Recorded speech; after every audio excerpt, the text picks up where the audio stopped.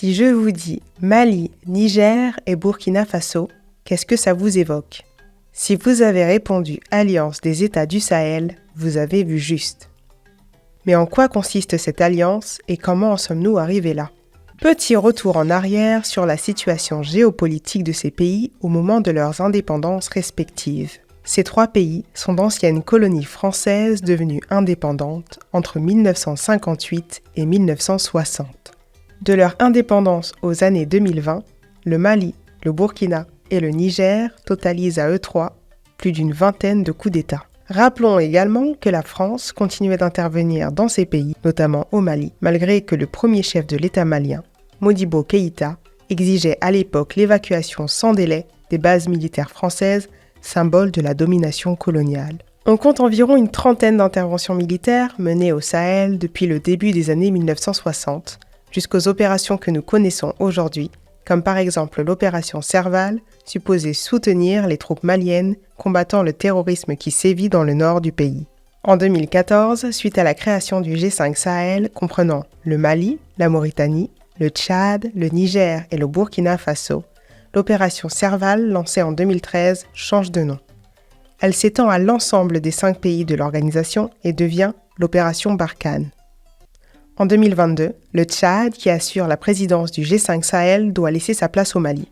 Mais certains pays de l'Alliance s'opposent à la présidence malienne du fait de sa situation politique. En réponse à cette opposition, les autorités maliennes annoncent à la télévision le 15 mai 2022 que le gouvernement du Mali décide de se retirer de tous les organes et instances du G5 Sahel, y compris la France conjointe, et dénonce une instrumentalisation.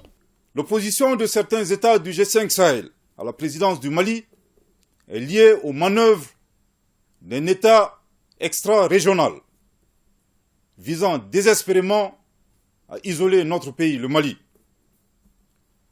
L'instrumentalisation d'une institution comme le G5 Sahel, dont le mandat est de mutualiser les moyens pour garantir les conditions de développement et de sécurité dans l'espace des pays membres, est fondamentalement contraire aux intérêts de nos pays et de nos peuples, qui font face à d'importants défis dans le domaine de la lutte contre le terrorisme. En conséquence, le gouvernement de la République du Mali décide de se retirer de tous les organes et instances du G5 Sahel, y compris la force conjointe. Cette décision sera notifiée aux États membres de l'organisation conformément à la procédure prévue en la matière. Le gouvernement de la République du Mali réaffirme son engagement constant en faveur de l'intégration et de la coopération régionale pour la réalisation d'objectifs qui servent les intérêts majeurs des peuples africains. Que Dieu bénisse le Mali, fait à Bamako le 15 mai 2022. Merci de votre très aimable attention. Suite à l'hostilité de plus en plus forte à l'égard des troupes françaises majoritairement présentes au Sahel et l'instabilité politique de cette région due aux nombreux coups d'État, le président Emmanuel Macron décide de mettre fin à l'opération Barkhane le 9 novembre 2022 et ordonne le départ des troupes françaises du Mali. Les interventions doivent être mieux bornées dans le temps, et ce, dès le début. Nous n'avons en effet pas vocation à rester engagés sans limite de temps dans des opérations extérieures. C'est aussi pour cette raison que j'ai décidé, en concertation avec nos partenaires, d'officialiser aujourd'hui la fin de l'opération Barkhane. Après le retrait du Mali du G5 Sahel, suivi du Burkina Faso et du Niger, la Mauritanie et le Tchad, les 2 derniers membres de l'Alliance, créée en 2014, ont acté le mercredi 6 décembre 2023 la dissolution de l'organisation. La junte nigérienne emboîte le pas de son voisin malien et exige le départ des soldats français du Niger. Les derniers militaires français quitteront le Niger le 22 décembre 2023. La présence de la France au Sahel, et plus précisément au Mali, se solde donc par un échec, oui, disons-le. En presque 10 ans de présence militaire sur le territoire, aucune évolution majeure n'est relevée. En revanche, un peu plus d'1 an après le départ de l'armée française du Mali, l'armée malienne, aidée des mercenaires de la milice russe Wagner, parvient à pénétrer dans le fief des rebelles indépendantistes et reprendre le contrôle de Kidal, une ville située à l'est du pays. Cette victoire vient nourrir l'envie de plus en plus grandissante de se défaire de l'impérialisme français, voire occidental, et renforcer la collaboration avec la Russie. L'économie de ces 3 pays du Sahel repose donc majoritairement sur l'agriculture qui représente quasiment la moitié de leur PIB. Ce sont de grands producteurs de céréales et de graines comme le mil, le sorgho ou encore le fonio. Malgré la grande richesse de leur sous-sol, ils n'ont pas les ressources humaines et financières qui leur permettraient de se développer dans le secteur de l'industrie. Et ça, beaucoup de nations occidentales l'ont bien compris.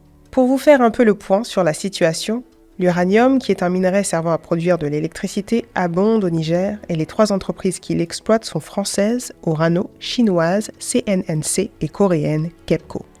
Au Mali, 4 grandes sociétés d'extraction exploitent l'or, l'australienne Resolute Mining et les canadiennes Barrick Gold Corporation, B2 Gold et Allied Gold Corporation. Le Burkina regorgerait lui aussi de ressources aujourd'hui inexploitées comme le manganèse, le nickel, le phosphate, le fer et beaucoup d'autres. On comprend donc maintenant pourquoi la France se dépêchait de déployer et de faire camper son armée sur ces territoires pour maintenir la paix, même après qu'on lui ait demandé de partir.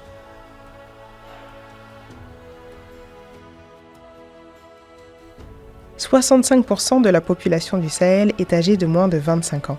Le taux de fécondité de ces États leur permet de se hisser en haut du classement mondial avec le Niger en pole position, le Mali sur la 6e marche et le Burkina en 12e place. De manière générale, la population de l'Afrique subsaharienne aura été multipliée par près de 5 fois entre 1960 et 2020, contre 2,7 fois pour l'ensemble de l'Asie et 3 fois pour l'Amérique latine. Elle a dépassé le milliard en 2017 et représente dorénavant 14% de la population mondiale contre 7% en 1960. La jeunesse de la population africaine peut s'avérer être un atout à l'aube de ce nouveau paradigme, quand on sait qu'en Occident, nous faisons face à un baby crash et que le système des retraites est de plus en plus menacé. Certains défis cruciaux doivent être cependant relevés, notamment les questions liées au climat, à la nutrition, à l'éducation et au développement.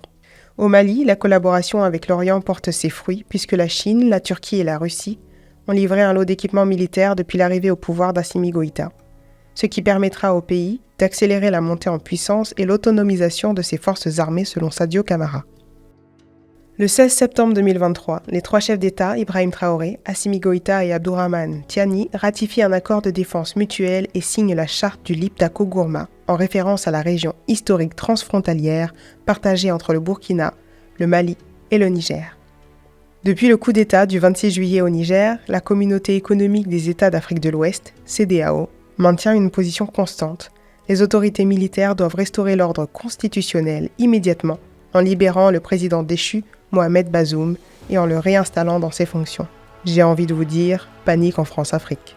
L'organisation ouest-africaine a plusieurs fois brandi la menace d'une intervention armée et a imposé de lourdes sanctions économiques au Niger. Or, l'article 6 de la charte est clair.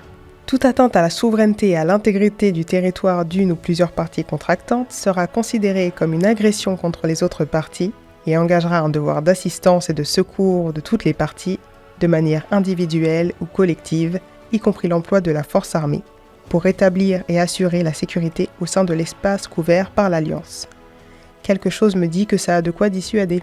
Pour conclure, je dirais que cette alliance est comme un pied de nez et officialise l'indépendance militaire de ses États membres vis-à-vis de la France. Aussi, l'article 11 stipule que la charte peut être ouverte à tout autre État partageant les mêmes réalités géographiques, politiques, socioculturelles qui acceptent les objectifs de l'Alliance sous réserve d'acceptation à l'unanimité des États parties.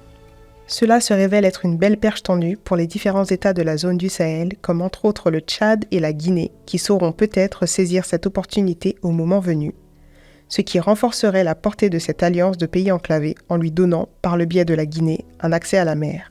L'Afrique se réveille enfin du profond sommeil dans lequel elle avait été plongée par les dirigeants d'antan. L'Alliance des États du Sahel illustre parfaitement cette phrase de Thomas Sankara. Un peuple conscient ne saurait confier la défense de sa patrie à un groupe d'hommes, quelles que soient leurs compétences. Les peuples conscients assument eux-mêmes la défense de leur patrie.